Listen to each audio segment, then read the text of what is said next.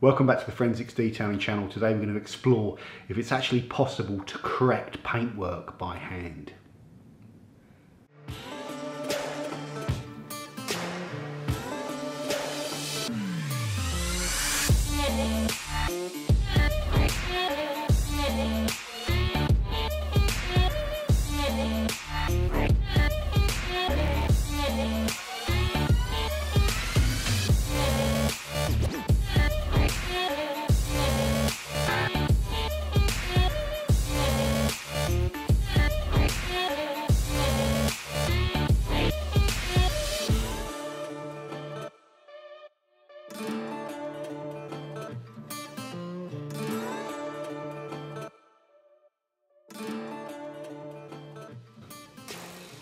Right, we're here today talking about correcting paint by hand and can it be done? Is it possible?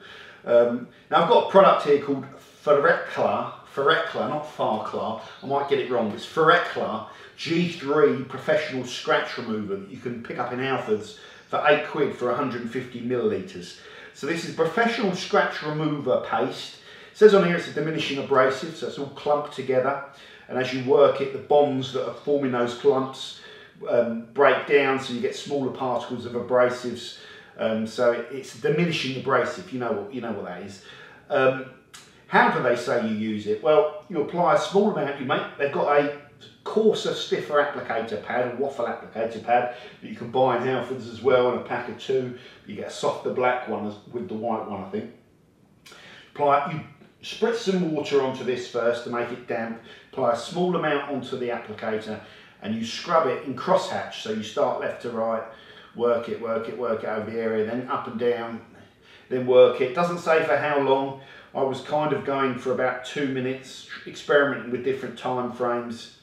And it says apply even pressure, so you want a little bit of pressure there. You're not really whacking it into the paint. You just put a bit of pressure on the applicator and working it, okay? And it's pretty hard work, you burn a few calories. Stop once the scratch is removed. That sounds like good advice. Or if the paint begins to fade and dulling appears. So that's interesting. Ding! An interesting counter going again. So first time I use this, put it on the test panel, put some P8000 dry scratches, fine surface scratches in quite a large area, or fairly big area of the hood. Just saw what happened with this. Went over it. The first thing is, with one pass of it, it's able to take out a lot of the, well, pretty much all of the fine surface scratches on the paintwork. So the first thing is, you can cut paint by hand. This product is a hell of a lot more aggressive than even your heavy cut compounds over there that I use. It's a very aggressive product, and it needs to be. If you try to correct the paint with an abrasive that's been developed to be used by machines, you are weeing in the wind, if you forgive my term. It's just going to be too hard work, and it's going to take you forever. This will cut the paint, okay? But the downside is, when I finished that first set, saw that I'd taken out the heavy scratches, the paintwork was badly dulled, and I was thinking, oh God, this product on its own is just going to dull your paintwork up, and it's not acceptable. That finish that it left was not acceptable for me. It's black paint, I've got all the right light on it, and I could see a big chunk of hazed up paintwork, so I panicked. There's another step in the instructions, step 4. Stop once the scratch is removed, or if the paint begins to fade and dulling appears. So they know about it. So it's almost like the effect you get when you wet sand your car. Not quite as obvious to see. You might not even spot it outside, or I wouldn't spot it perhaps on white paintwork, or I'd struggle to spot it. But on black in here, it dulled the paintwork, hazed it up quite a lot. So they say don't panic in capital letters, because I can see why they put it in caps, because probably everyone would be panicking. Simply use G3 Paint Renovator and Colour Storer with a clean white applicator pad.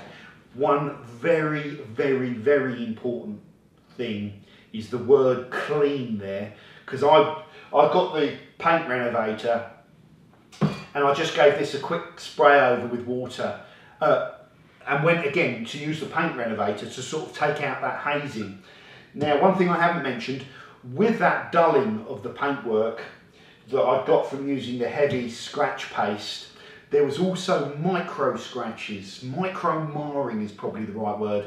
Very hard to spot, but with the intense light I could see in the directions that I'd been scrubbing there was micro marring. It's probably not that surprising, so don't panic again, because the product has to be aggressive to actually cut the paint by hand. So there was a bit of micro marring.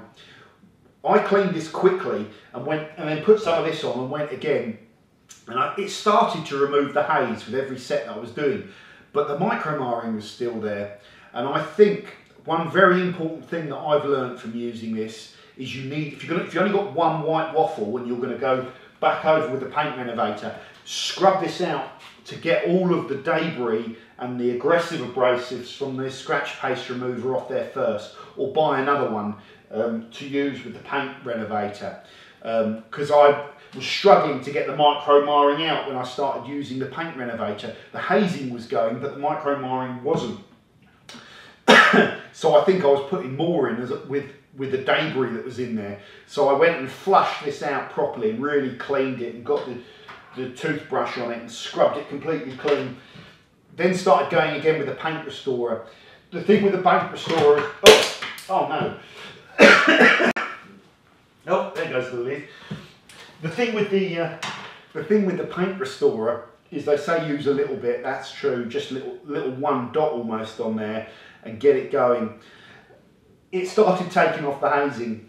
Now it took about, this is the thing, it took me about 3 or 4 goes at 2 minutes a go to get all of the hazing out from the professional scratch remover paste. So that is my on the fly, no script, just some bullet points of what happened. Yes, the product has the aggression to take out fine surface scratches. I use the word fine surface scratches very carefully. It's not a miracle product. There is no such thing as a miracle product that you're going to, if you've got a big juicy scratch, you're just going to work it over and the scratch is going to disappear. Doesn't happen. It's a pain getting them out, even with the machines. Said to myself I wouldn't mention the word machines, machine polishing too much in this, because it's the obvious thing to say that, oh, this is never going to be as good as machine polishing. It isn't, okay? So if you've got a machine polisher, you're not going to be using this. This is for guys that don't have machine polishers. So the pros with this that I've made bullet points on, it's aggressive enough that you can actually cut clear coat by hand with it and remove light surface scratches. The downside of its aggression is you can get micro marring, or I did, when you're using the coarse paste. And because it's so aggressive, it does dull and it does haze the paintwork up. They say that on the instructions. What are the negatives? Well, the negatives are you've then got to sort that dulling and micro marring out. And I found that was quite hard work with the paint restorer, and I had to go a few times before the panel started, looking like it should, and that dullness was gone. So it's been a bit of a learning curve. So that's the correcting paint by hand kind of video, guys. It is viable with this, but it's hard work. It's hard work with the refining, and that's the pitfall that I do want anyone that's aware of this product to fall into. Don't use it as a product to go over entire cars with. Use it for targeted areas, and be aware that you need the renovator to kind of bring the finish back up, and you can probably get results with it. Is it something I'm going to be using week in, week out? No, because I've got hundreds of pounds worth of machine polishers and pads and abrasives, and those machines obviously can work more efficiently than any method or mechanism that's been developed. They've had to develop this in a reasonably aggressive way so it's actually viable, and that has consequences, like I've said, about the effort that's then required to bring up the finish. But yeah, all in all, it kind of works, and well, it does work, but it's hard work. So that's my honest thoughts on this particular system. So I hope you enjoyed the video. Hope I've done it fairly, and as always, let me know in the comments your thoughts on all this sort of stuff, and I'll see you soon for the next video on the Forensics Detailing channel. Bye for now.